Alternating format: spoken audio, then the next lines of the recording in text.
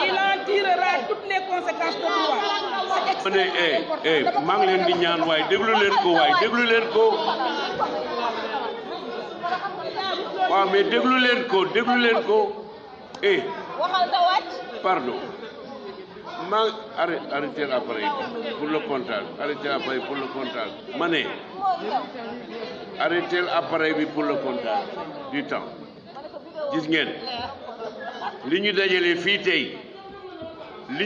fii tey nañ ko def na mu waree moom am na droit jël kàddu bi yoon moo ko tëral waay calmez-vous maa leen ko ñaan ngir yàlla bu jeexalee ñu jox beneen député mu jeex après ñu wote waay il faut pas qu'on perde du temps bàyyi leen ko mu wax li muy wax reprenez la parole remettez la machine en marche. Monsieur le Président de l'Assemblée nationale, Messieurs les ministres, Mesdames, Messieurs les collaborateurs du ministre, chers collègues. Durant mon parcours en tant que parlementaire, j'ai rarement vécu une séance aussi grave et aussi pénible que celle de ce matin. N'importe quoi. Ne nous voilons pas la face, chers collègues. Mais il faut arrêter, ouais. Ne nous cachons pas non plus derrière notre petit doigt. Notre auguste assemblée, et je suis très peiné de le dire, vit aujourd'hui une des périodes les plus sombres de son histoire. Le fait de voir cette assemblée se transformer en rouleau compresseur contre notre cher collègue Ousmane Sonko, dont on exige la levée de l'immunité, me fend le cœur. Non pas parce qu'il serait un intouchable, non pas parce que nous ne devrions pas collaborer avec la justice pour éclore la vérité Madame, vous êtes dans la comédie, qui nous concerne, mais parce que non seulement nous ne disposons pas à ce jour d'éléments suffisants pour lever son immunité. Et pire, la procédure de saisine de notre institution s'est faite en violation flagrante de l'article 71 du Code de procédure pénale. En effet, l'article 71 stipule clairement que la saisine de l'Assemblée aux fins de lever de l'immunité parlementaire d'un député se base sur le réquisitoire introductif du procureur de la République. Or, dans le cas qui nous concerne, ce réquisitoire ne vise aucunement notre collègue Ousmane Sonko, mais plutôt X. C'est dire, chers collègues, que nous n'avons en réalité aucune base légale pour lever son immunité. Outre cette violation de l'article 71 par le juge d'instruction qui ne se base que sur les PV de gendarmerie pour sa saisine, la précipitation avec laquelle il requiert la levée de l'immunité parlementaire de notre collègue est très suspecte. La logique voudrait en effet qu'il attende au moins l'audition de la plaignante, en l'occurrence Adji Sarr, avoir des éléments supplémentaires de nature à mieux asseoir sa demande. Or, l'audition de la principale concernée n'a eu lieu qu'hier seulement.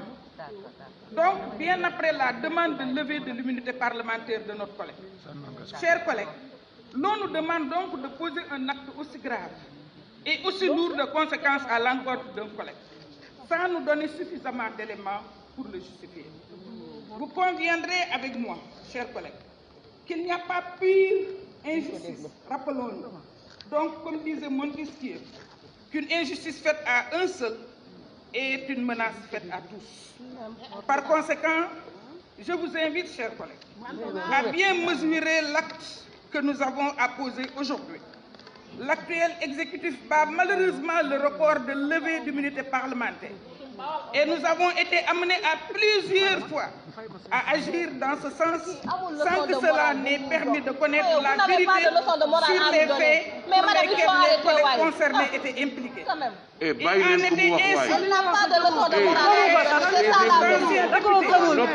Omar Sarr et Abdoulaye Baldé n'ont connu aucune suite judiciaire et ont même été enterrés après qu'une et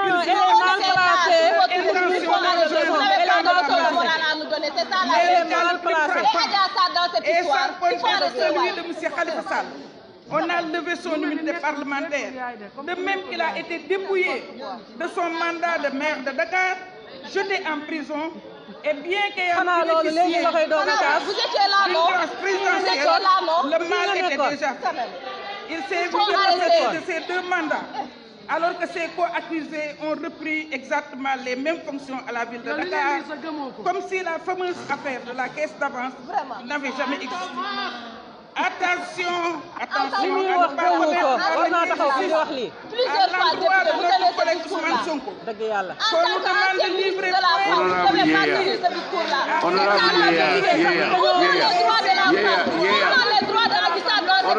Vous êtes ancienne ministre de la femme, non? Quand même. Un peu de sérieux dans ce que vous faites. Elle est malhonnête. Elle est malhonnête. Elle est ancienne ministre de la femme. Qui défend les gens. Vous êtes agissant dans cette histoire. Vous êtes ancienne ministre de la femme. Vous ne devez pas dire ça. Il faut arrêter. C'est ça la vérité. Vous êtes ancienne ministre de la femme. Il faut arrêter. Quand même.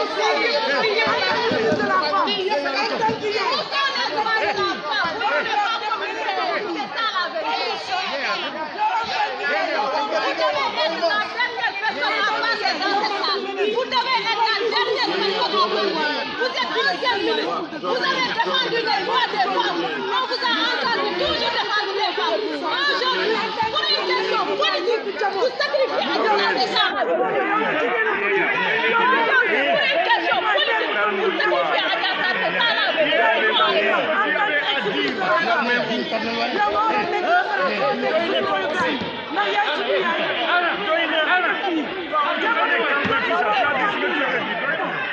Dieu des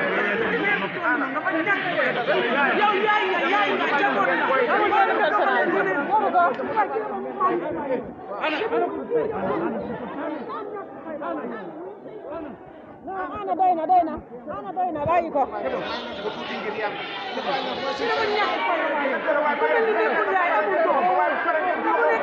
ñun ñëpp xam nañ ne day fen li muy def sax gënu ko ñun ñëpp xam nañ ne day fen sax li muy wax amul solo Vous n'avez pas de leçon de morale à nous donner. On a été témoin de votre régime. C'est ça. On a été témoin de votre régime. Vous étiez ancienne ministre de la femme. Pensez à Adissa au lieu de faire de la politique politicienne.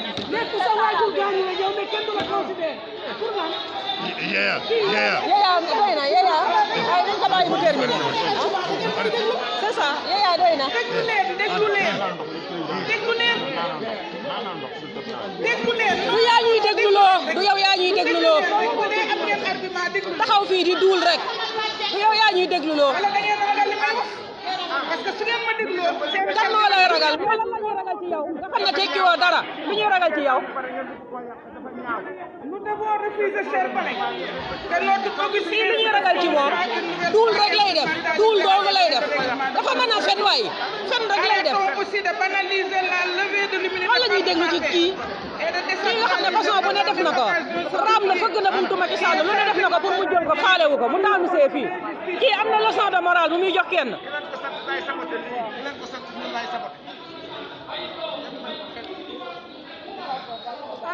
ban leçon de morale la am pour jox ko nit ñi kii dafa tekki dara tekkiwul dara fii la taxaw xas ak Abdoulaye Wade tax nit ñi xam ko yow yaa gën a ñàkk fayda ci assemblée nationale yow yaa gën a ñàkk fayda ci assemblée nationale yow da ngaa ñàkk fayda amoo loo wax doo jigéen yow ñëpp la tane yaa gën a ñàkk fayda yow amoo looy wax ana baal góor jigéen ñi ngay waxal doo bàyyi góor jigéen yi waaw may leen ma tuuti waaw déglu leen ma tuuti ma ne maa ngi ñaan notre collègue Adji Mbergane